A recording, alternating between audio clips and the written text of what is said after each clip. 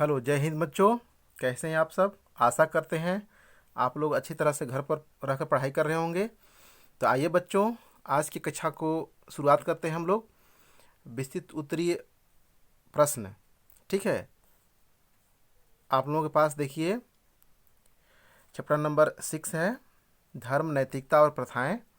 उसके अंतर्गत विस्तृत उत्तरीय प्रश्नों को शुरुआत करते हैं हम लोग, ठीक है। सबसे पहले प्रश्न नंबर 1 है, नैतिकता की परिभाषा दीजिए, अथवा धर्म और नैतिकता में अंतर स्पष्ट करते हुए सामाजिक नियंत्रण में नैतिक भूमिका को महत्व पर प्रकाश डालिए, ठीक है। अगला क्वेश्चन है, धर्म एवं नैतिकता का आधुनिक समाज में भविष्य क्या है, अथवा करके प्रश्न को पूछ सकता है, ठीक है। उसी प्रकार यह भी प्रश्न है, नैतिकता की विशेषताएं बताइए तथा धर्म और नैतिकता में क्या अंतर है स्पष्ट कीजिए, यह भी पूछ सकता है। अथवा करके उस प्रश्न को दोबारा इस तरह भी पूछ सकता है, धर्म की समाजशास्त्रीय अवधारणा को स्पष्ट करते हुए नैतिकता से इसका अंतर बताइए, ठीक है।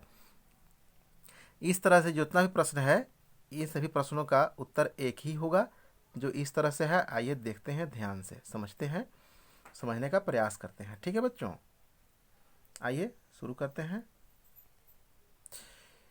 उचित अनुचित के विचार की संकल्पना को नैतिकता कहा जाता है। प्यारे बच्चों, हम सब जानते हैं कार्य दो तरह से होते हैं, उचित कार्य और अनुचित कार्य। नैतिकता काल के लिहाज से कार्य दो तरह से, उचित और अनुचित। तो उचित और अनुचित के विचार की संकल्पना को ही नैतिकता कहा जाता है। नैतिकता वह है जो किसी कार्य को करने की या न करने की आज्ञा देती है, ठीक है।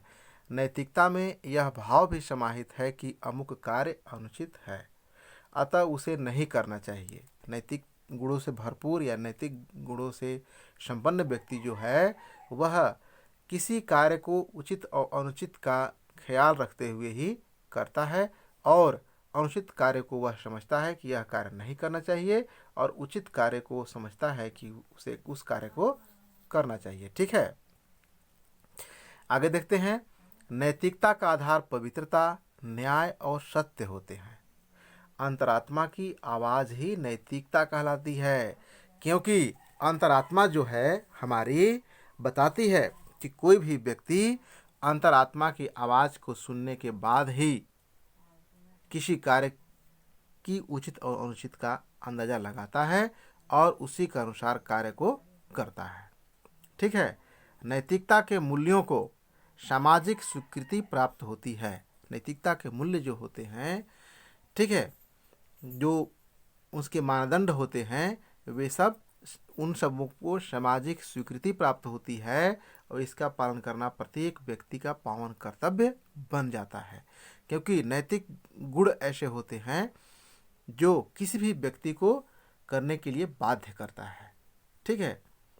अगर हमारे माता पिता हैं, गुरु हैं, या बड़े बुजुर्ग भाई बहन, किसी भी कोई भी हमारे रिश्तेदार हों, नैतिक गुणों वाला व्यक्ति सभी का सम्मान करता है। जबकि अगर असभ्य व्यक्ति है, नैतिकवान नहीं है, तो वह उन लोगों का अनादर कर जाता है।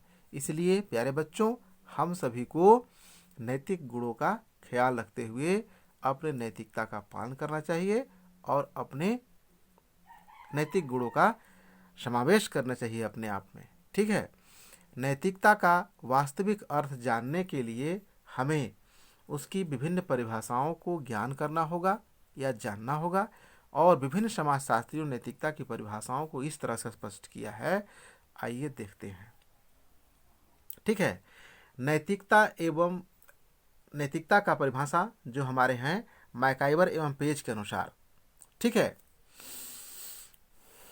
जितने भी हमारे सामाजिक विद्वान हुए हैं या समाजशास्त्री विद्वान हुए हैं, उसमें मैकाइवर एवं पेज का महत्वपूर्ण स्थान है, जिन्होंने समाज की विभिन्न पहलुओं का परिभाषाओं को उन्होंने दिया है। इसको आइए हम लोग देखते हैं।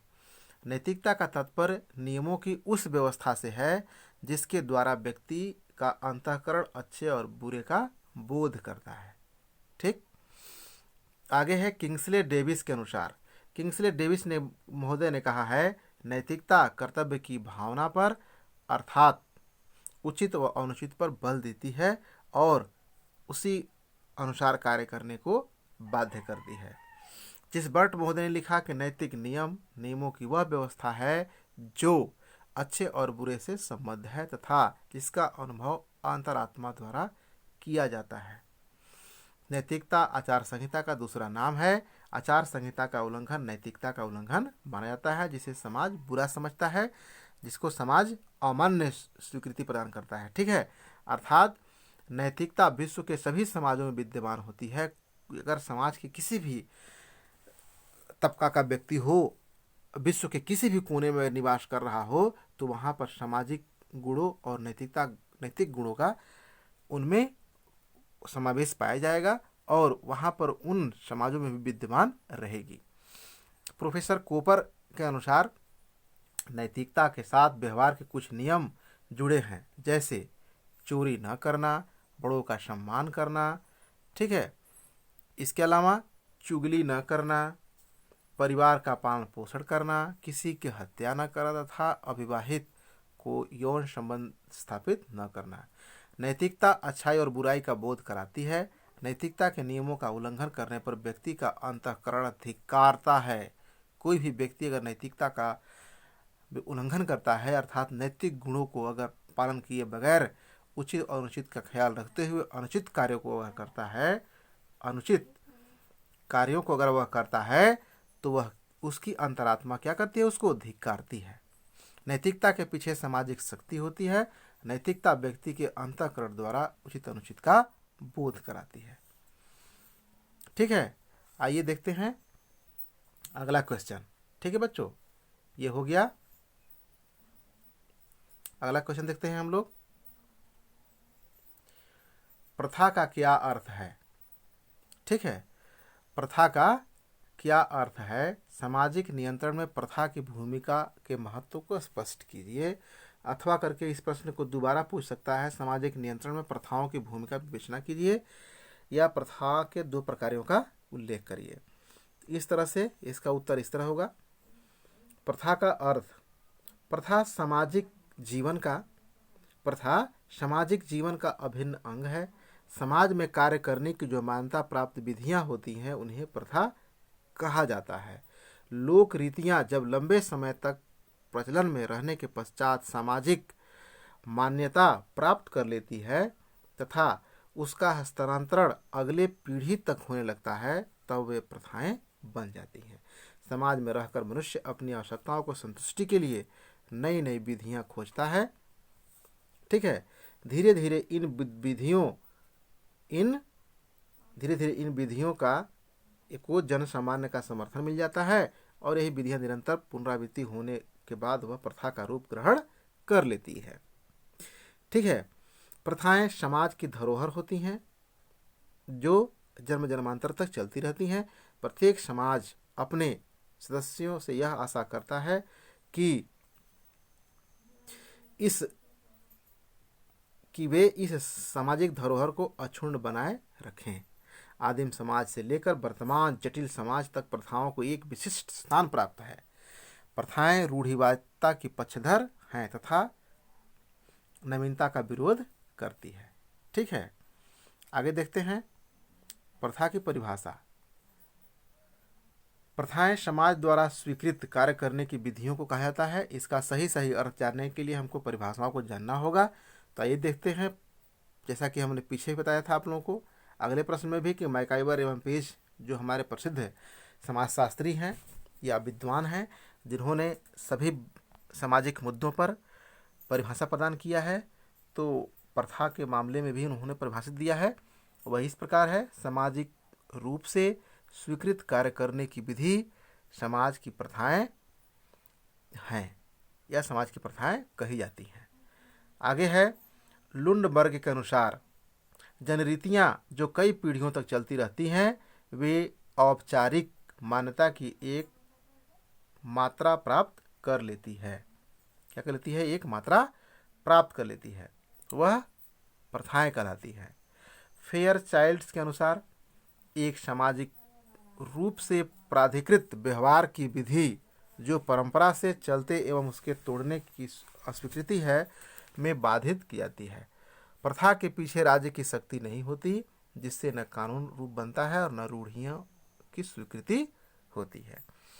ठीक इसी प्रकार बोगार्ड्स के अनुसार भी, बोगार्ड्स ने भी दिया है, तो इसको आप लोग पढ़ लीजिएगा, स्क्रीनशॉट ले लीजिएगा। ठीक है, आगे देखते हैं हम लोग धर्म के 4 रूप। देखिए, धर्म के 4 रूप अति लघुत्तरी प्रश्न है, तो आइए अति लघुत्तरी प्रश्नों को भी देख लेते हैं हम लोग। ठीक है, धर्म के 4 रूप या तत्व लिखिए, या अथवा प्रश्न को लिखिए धर्म के 2 मौलिक लक्षण लिखिए या धर्म की विशेषताएं लिखिए। उम्र धर्म के 4 रूप निम्नलिखित हैं। पहला क्या है? पवित्रता की धारणा। जिस धर्म से व्यक्ति संबंधित होता है उस धर्म व उससे जुड़ी प्रत्येक वस्तु, धारणा व व्यक्ति के प्रति उसकी पवित्र धारणा होती है, अतः उसका पूरा प्रयास रहता है कि वह अपवित्रता से स्वयं को बचाव कर सके।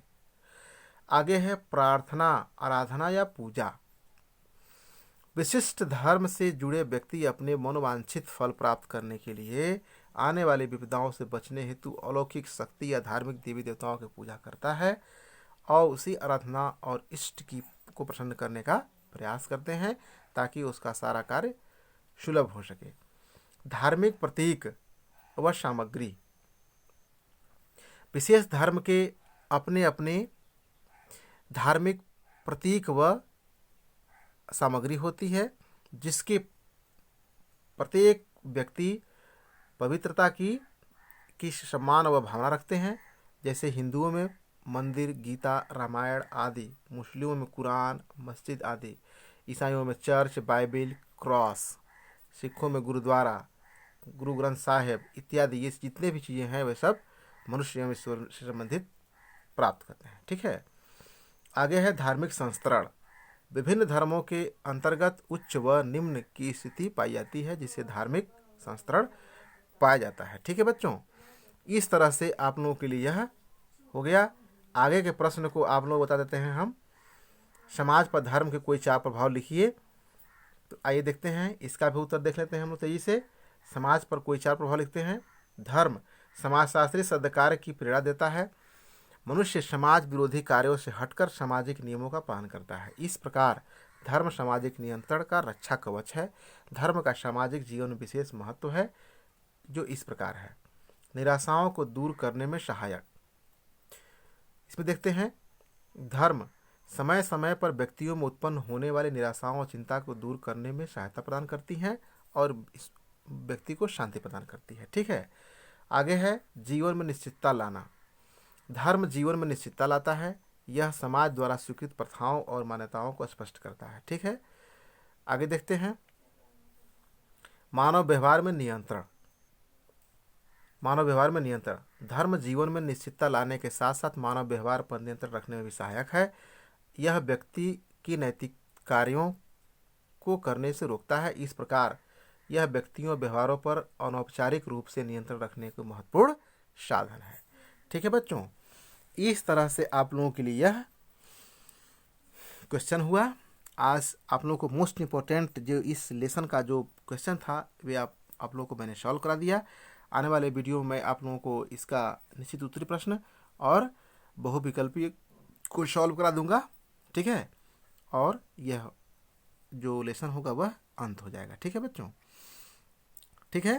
तो इस तरह से प्यारे बच्चों, एक हम्बल सा रिक्वेस्ट कि प्यारे बच्चों प्लीज़ मेरे चैनल को सब्सक्राइब कर लीजिएगा और बेल नोटिफिकेशन को प्रेस कर दीजिएगा। ठीक है, प्रेस कर दीजिएगा। इसका फ़ायदा क्या होगा कि मेरे द्वारा अपलोड किए जाने वाले प्रत्येक वीडियो सबसे पहले आपको मिलेगा। किसी को मिले अथवा नहीं, सबसे पहले आपको चला जाएगा। सब्सक्राइब करने का फ़ायदा यही होता है। ठीक है, तो ओके बच्चों, आज की कक्षा को इतना में ही समेटते हैं। प्यारे बच्चों, अपना ख्याल रखिएगा, अच्छे तरह से घर पर रह करके पढ़ाई करिएगा। कोई भी बच्चा आगे के प्रश्नों को, आगे की चीज़ों को मैं हल कराऊंगा आगे। ठीक है, कोई भी बच्चा किसी भी प्रकार की कोई समस्या उत्पन्न होती है, कहीं परेशानी होती है शिक्षा संबंधित, तो हमारा पर्सनल नंबर है 96 95 26 66 18। ये नंबर पर आप तत्काल फ़ोन करके किसी भी समस्याओं को आप जान सकते हैं, पूछ सकते हैं। ठीक है बच्चों, तो आज की कक्षा को इतने में ही समेटते हैं। ओके बच्चों, जय हिंद, चलते हैं, बाय बाय।